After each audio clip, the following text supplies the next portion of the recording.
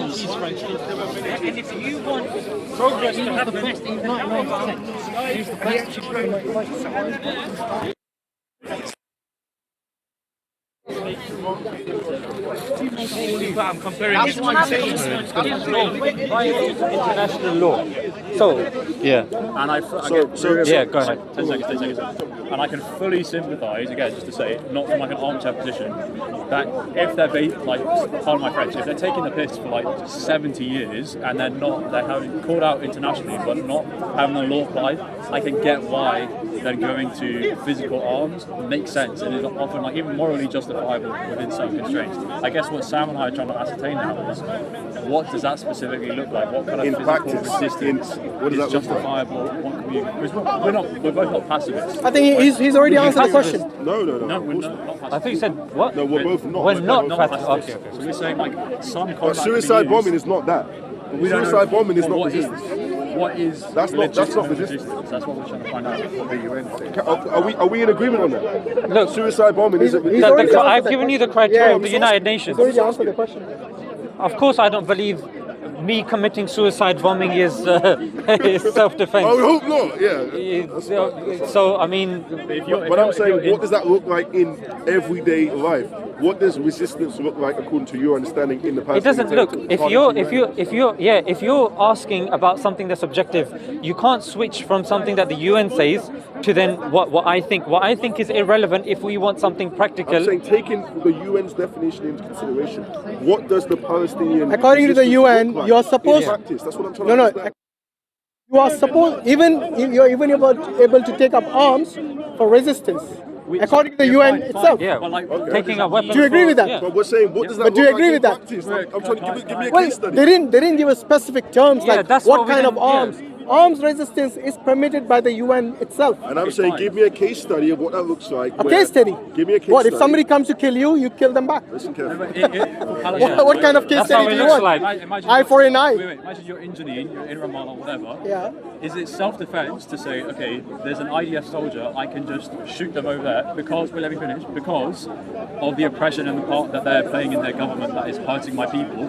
Or does self-defense only rely on direct combat? So that IDF soldier's pointing a gun at me or my family, I can fight back. Like, Okay. where's the Have you actually looked at self-defense? Have you actually looked at the UN resolution, which tells exactly? So that's what you need to go and look at, because you see, it doesn't give us- And then exactly, it's like Hashim exactly. was saying, international law Yes. has to be taken into consideration as well. 100%, And yeah. international law is what things are going to be measured by. Is that self-defense? Is that not self-defense? Because next you'll be asking me what is arms resistance. You see what I mean? That's why we Yeah, are exactly. asking So that. what you need to do is, instead of you asking us, ask the I'm people. curious. Wait, listen. Yeah, sorry. Ask the people who actually stated this as a law, which is the United But you're Nations. using it in the discussion, and you're So not I'm defining using. the application. No. You asking for specifics now. Yeah.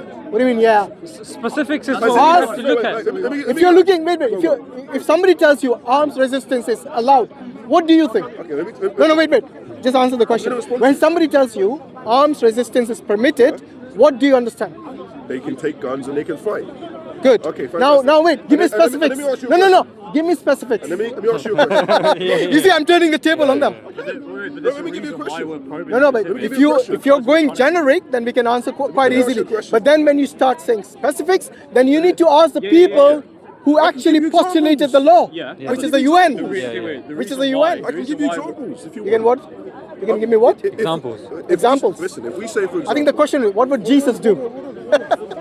if we say, for example, Turn the other cheek? I'm also just No. asking Islamically of what I you know. let me just, It won't be turned the let other me say cheek. one thing. Let me say one thing. Yeah, go on. If we're in a situation where the UN says, international law says, you are not supposed to be bombing hospitals because they are considered protected infrastructure in a country, and I as a country start to bomb hospitals, we can say this country on this war started to bomb hospital infrastructure. That is wrong by international law. We can be given an actual case study example, and we can all agree. So we're not asking Because that would be a war crime. Yeah, if you Right. want, that's fine. But then there is, And- but then it's nuanced in the sense that there are certain Let me conditions. say quick. If So those when we apply, ask then you- it won't be a war crime. When we ask you, what does proper armed resistance look like in Gaza and West Bank? What does the correct use of that right look like? We'd have to look at That's what international I'm law. asking. We'd have to look at international And that's why I law told to you, you find out. can't. That's right. when you're asking specifics, then you need to ask.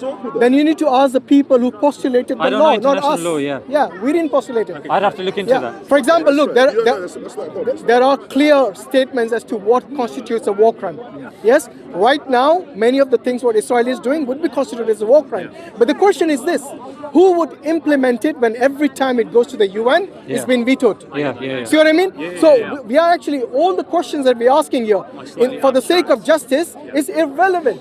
Because none of what we think is justice will be applicable, because every time we bring the culprit to justice, he is set free automatically by this, powers to be. And then on top of that, because Palestine isn't recognized as a state a lot of the time, they're not. By a few countries. It's recognized by many countries But what I mean is, as a legitimate like in state. terms of on the UN, when they then say, okay, when they're bringing it into their considerations of justice, they then don't allocate it properly because they've missed that. Do you remember during the Oslo Accord when they were actually working towards a two-state solution? Yes? Their Prime Minister, Yitzhak Rabin, was assassinated by a Jew. Yes? Not by a Palestinian. Why was that? Because I don't think they want peace. I don't think they do. I think the only thing that will satisfy them is only if all the Palestinians vacated that country which they consider to be theirs. And what we can do. Because remember, it was the Canaanites who are actually, many of the Palestinians are the descendants of the Canaanites. And according to even your Bible, it says that Israelis actually oppressed them to the extent where, and this is recently, like Netanyahu used the Amalekites as the example. I mean, the Amalekites were wiped out because God told the Israelis to completely annihilate them. The men, women, children, and even the livestock was not to be spared. Children, babies. Yes? So this was, according to them, the command from their God. Now, if they can justify using the Bible to annihilate and genocide an entire population... That's not going to happen. Gaza's not... Well, it happened to the Amalekites, did it not? No, listen. And the justification for them is the Bible. Finish your point. The justification... Well, if you let me finish then, I'll finish the point. The justification for them was, again, this is what God told us. See what I mean? So they can always go back to the Bible to justify any genocide, any oppression, or any massacre of even the babies. I take issue with the... This is 1 Samuel 15. I take issue, but it's okay because you haven't applied genocide to this current Gaza conflict, so I'm not going to attribute that to you. But I do take... Do you not think it's genocide? No, it's not genocide. So who are the Palestinians? Listen. It is a particular community who has been wiped out, and it's just because they happen to be in that place, just like the Amalekites. Okay, hold on 1 second, let me speak. So I wouldn't describe the 10,000 or so estimated casualties as genocide, because the term genocide... 12,000? Yeah. But we're not justifying we're all it, we're just disputing this saying statistic. I'm saying Yeah. it's not genocide. The army... Wait. How many have died in Yemen? Where is your outrage? Wait, finish your point. Actually, where is your outrage? a lot of Muslims had actually spoken out against atrocities everywhere. Armenian genocide. Okay, 2 million, 1 to 2 million Armenians killed by the Ottomans in 1918. That is a legitimate genocide. That happened. They tried to literally destroy the entire nation without any recourse. What is happening right now? Why is that a genocide and not this? The numbers. Also, it is the numbers. And the Wait, intention. where did you get the definition of genocide based on numbers? And the intention. The intention of the Ottoman Turks was to wipe out the entire race of Armenians. Based on many of the politicians in Israel, is to wipe out the Palestinians. That's not happening. That is So wait, I'm using your definition. I'm using your definition of intention. This isn't a genocide. And I just established it's not a genocide. But they have made it clear in the intention. Okay, now, statements. hear the other side of the Palestinian argument, yeah? politicians, Hear the other side of the Israeli argument. politicians. You've got like about 2.2 million people in Gaza, yeah? Living in Gaza. Now suddenly, that 2.2 million has been told to come south. If you don't come south, you're going to be blown into smithereens. Yeah, which is illegal. Now in the south, documentation has come out. Yeah, documentation has come out that, okay, our intention is actually to shift them to tents in Egypt. Yeah, this has actually come Sinai, from not even Egypt. Yeah, Sinai. So now when that's being said, on the one hand that's the intention. On the other hand, it's like, you know what? They're slowly going to encroach in the north. Then you've got this 2.2 million in a little tight land, and they're not allowed to go in and out. to such a degree. So to go further, even the Scottish First Minister's mother-in-law, even she wasn't allowed to leave, and she was crying on camera. And people are like, look, what is this going on? To some people, that was the first time they even kind of understood what was going on. And this population now, there's bombs being dropped on this population. There are hospitals that are being indiscriminately attacked. Every day, we're seeing different news stations showing us children decapitated in ICU babies dying because they don't have fuel to actually. And then further, keep those ICUs running. you have people that are into genocide studies. Yeah, that's why, with respect, when you're saying I don't think it's a genocide, with respect, I don't really care about your opinion. No. Sam, let me be consistent, otherwise you're going to get offended. You know what? I'm going to let you speak. I'm going to let you finish. The reason why I'm saying that, because if you just cut me halfway, then it's going to be like, I don't care about your opinion. In that regard, just like you shouldn't care about my opinion in this regard. Let's take the opinion of the people that are experts in the field of genocide, and they are in their droves, unanimously pretty much agreeing that this is a genocide taking place and or this is coming up to a genocide. Regardless, but the word genocide is definitely on the table. For us to say to take it off completely, I think that's a bit unfair. Can I quickly come in? And if you have the Israeli, 10 seconds. if you have Israeli politicians saying they are animals, they should all be killed. They're openly saying this, not hidden. And that's a very good point. He's saying flatten Gaza. Leave they're all human animals, dehumanizing them. Make it zero. Don't let anyone survive. That's just wanted to add one more. Just to say, so there's a difference between official statements and then statements they have also made. So I think Israel's official statement, they wouldn't want to officially say we're trying to wipe out Gaza, right? Even if they are trying to do that. So you're saying the official you're saying the statement politicians. I'm saying So when a politician it makes could a be statement, is that not genocide. official? No, not necessarily. Why? Because a politician could be caught off camera, not realizing they're on camera. No, they're saying this Official in the it was on cabinet. camera. It's in the cabinet. I need to see that. Okay, all I'm saying is, I'm willing to fully accept that. And in front of the No, but that camera. was his criteria. Wait. I'm willing to accept that it could be a genocide. I need to just look at. I need to take a look at the definitions. I'm not Without researching your media. I'm trying to make a point. You've concluded without research. Wow. My ambiguity over whether it's a genocide or not isn't because I'm in any doubt that it's a genocide or any doubt that the numbers are insane. You just need to study more. I just need to look at. That's fine, no problem. At least I respect that. Yeah. The Okay, other thing is, no I problem. got about 10 minutes late for church, so I just want to quickly finish with this. Sure. One, I think we agree more than we disagree. And I actually thought so too. I agree. Part of the reason I wanted to do this here at Speaker's Corner is because it's one of those things where Muslims and Christians hopefully can actually, we disagree on faith issues a lot, but on this issue it's so abundantly clear that we can agree on this. As a matter of justice, that's what is really encouraging to see. I think from Your statements have been very encouraging as well. I think from me and Sam's perspective, the idea And Sam's as well, of course. the thing is that we want to say, okay, let's be consistent in condemning both sides, and let's say, okay, we're willing to acknowledge also one side's longer, more extreme, greater levels of injustice, but it doesn't mean that we can't not also condemn the other side.